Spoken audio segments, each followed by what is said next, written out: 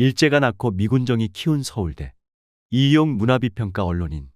1945년 8월 15일 일본이 항복하자 미국은 9월 7일 미국군 태평양 사령부 포고 제1호를 통해 한반도 38도선 이남에 미군정을 실시한다고 선언했다.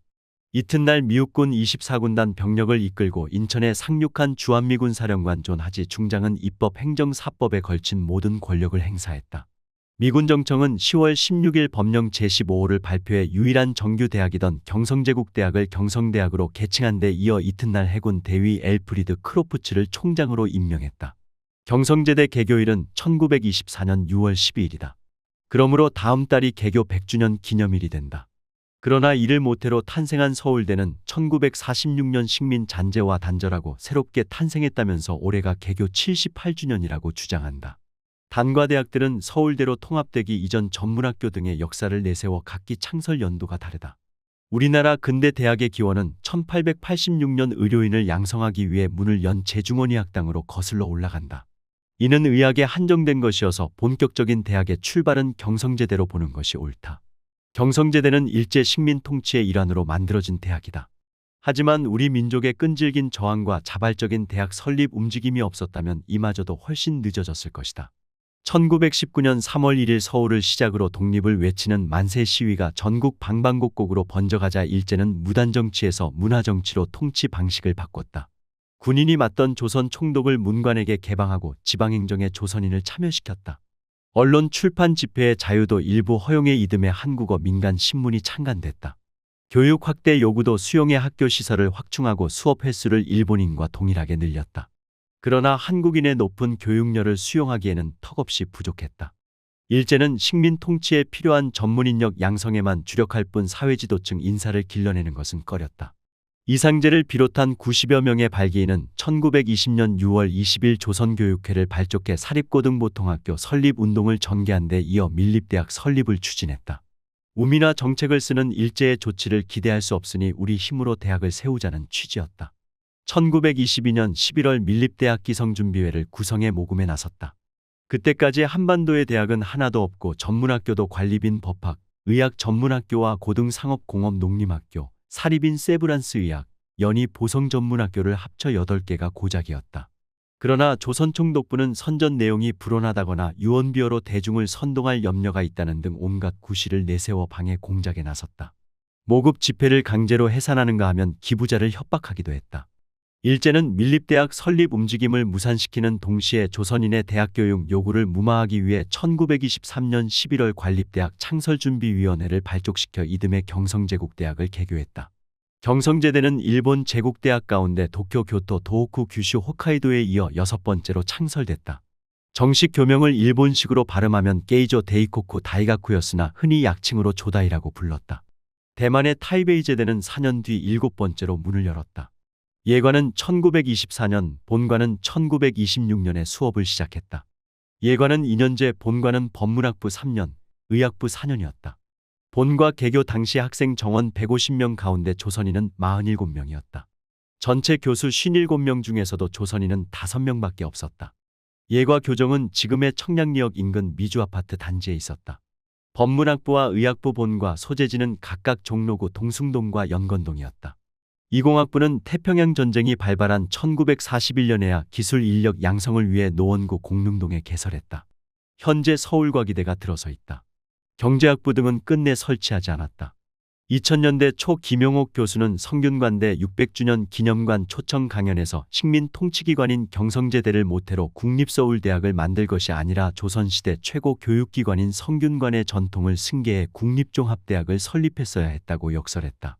그러나 미군정은 그렇게 하지 않았다. 처음에는 경성제국대라는 이름에서 제국만 떼어낸 채 학제와 교사 등을 그대로 유지하며 운영 책임을 위관급 장교에게 맡겼다. 일본인 교수들이 물러간 자리에는 백낙준, 현상윤 등 친일 한국인 교수들을 임명했다. 다른 모든 분야도 그랬듯이 한반도의 진주한 미군 수뇌부는 우리나라 교육에 관해 아무것도 몰랐고 알려고도 하지 않았다. 한일 간에 얽힌 복잡 미묘한 역사나 친일파에 대한 국민감정 따위에는 관심도 없었다. 남한을 소련 주도의 공산주의 블록에 대항하는 친미 반공 국가로 만들고자 했을 따름이다. 미군 정청 문교부는 1946년 7월 13일 국립서울대학교 설립 취지문을 발표했다. 이어 8월 22일 국립서울대 설립에 관한 법령이 공포돼 1946년 10월 개교했다. 초대 총장으로는 목사 출신 교육자인 해리 앤스테드 미군정청 문교부 고문관 육군 대위이 취임했다. 국립서울대 설립안은 경성대 세계학부의 일제 때 만들어진 수도권 관 공립전문학교 9개와 1개 사립전문학교를 통폐합해 종합대를 만드는 계획이다. 문교부는 기존의 건물, 설비, 교수진 등을 최대한 활용해 국가 재정을 절약할 수 있다고 설명했다. 단과대학은 물리대, 법대, 공대, 의대, 농대, 상대, 치대, 사범대, 예술대 등 9개였다. 문교부는 취지문에서 일정 시대로부터의 유물인 기존 고등교육기관을 존속시켜야 할 아무런 의무감도 느끼지 않았다. 이는 일본이 우리나라를 예속화하려는 식민지 정책의 잔재여 우리 민족을 위한 교육기관이 아닌 까닭이다. 우리는 반드시 우리가 이상하는 신국가에 적합한 고등교육기관을 건설하여야 할 것은 물론이다라고 밝혔다. 그러나 국대안은 취지문과 달리 경성제대와 관 공립학교들을 사실상 승계하는 것이었다. 충분한 의견 수렴과 검토 없이 비밀리에 마련한 독단적인 졸속 결정이자 일제 식민지 교육의 틀을 친미 반공교육으로 바꿔치기 한 것이라는 비판이 쏟아졌다. 대학 운영의 전권을 갖는 이사회를 미군과 한국인 각 3인의 군정청 관리로 구성한 것도 큰 반발을 샀다. 군정청이 소수 친미파를 앞세워 학술계와 교육계를 장악하려는 의도라는 것이다. 실제로 친미 보수 성향과 개신교 계열의 교육 엘리트들은 미군정 정책에 편승해 우리나라 교육의 헤게모니를 쥐는 데 성공했다. 경성 서울대 학생들은 전문학교와 통합되면 자신들의 격이 떨어진다고 주장하기도 했다. 일부 전문학교는 오랜 역사를 지닌 학교를 없앨 수 없다고 반발했다. 국대안이 발표되자마자 통합 대상 교직원들은 전국 교육자 대회를 열고 철회를 주장했다. 동맹유학에 들어간 학생들은 해방 조선에서 우리 남녀 학생에게 다시금 일본 제국주의적 노예교육의 굴레를 뒤집어 씌우려는 문화 음모라고 주장하며 친일 교수 배격, 경찰의 학원 간섭 중지, 집회 허가제 폐지, 국립대 행정권 일체를 한국인에게 이양할 것, 미국인 총장을 한국인으로 대체할 것 등을 요구했다. 국대안 파동은 전국으로 확산했다. 동맹유학한 학교는 전문학교와 중학교 등을 포함해 57개, 참여 학생은 4만 명에 달했다. 당초에는 민족적 자존심에서 출발했으나 해방 공간의 정치적 상황과 맞물려 좌우익 대결로 흘러갔다. 미군정은 학계의 공산주의 세력을 척결할 기회로 여겼고 친일 세력들은 반공을 내세우며 기득권 유지의 발판으로 삼았다.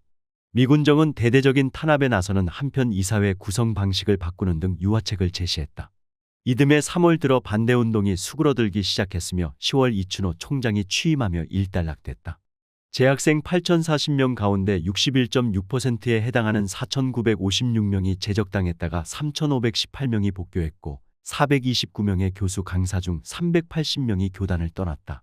교원 가운데 미군정과 경찰, 서북청년단 등에 의해 빨갱이로 몰린 상당수는 월북해 1946년 10월 1일 개교한 김일성 종합대로 옮겨갔다. 합성섬유 비난론을 발명한 리승기도 사표를 냈다가 이듬해 복귀해 공대 학장이 됐으나 6.25 때 북한행을 택한 뒤 비난론 생산에 몰두해 세계적인 학자 반열에 올랐다. 서울대는 1948년 8월 10일 제2회 졸업식에서 미국 동군 사령관 더글러스 메가더 원수와 미군정청 사령관 하지 중장에게 각각 제1호와 제2호로 명예법학 박사 학위를 수여했다. 1949년 7월 15일 제3회 졸업식에서는 한국인 최초로 이승만 대통령이 명예법학 박사 학위를 받아 사무를 기록했다. 초창기 명예박사 수여 대상자 몇몇만 보더라도 신생 서울대가 어떤 인물들로 구성됐고 이들이 어떤 교육 이념을 지향했는지 짐작할 수 있다.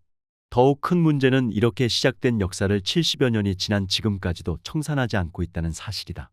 미군 대위 출신의 초대 총장이 만든 라틴어 교훈 베리타스 룩스 메아는 지금도 그대로 쓰고 있는데 이는 미국 여러 대학에서 비슷한 사례를 쉽게 찾아볼 수 있다. 하버드, 예일, 노스엘라베마대 교표에는 각각 진리, 빛과 진리, 진리는 세상의 빛이라고 새겨져 있다. 서울대 교가의 작곡자는 일제를 찬양하는 노래 후지산을 바라보며 등을 지은 친일파 현재명이다. 서울대 초대 음악학부장과 음대 학장을 지낸 그는 서울대 명예음악학 박사 학위를 받았고 음대 건물 입구에 흉상이 세워져 있다.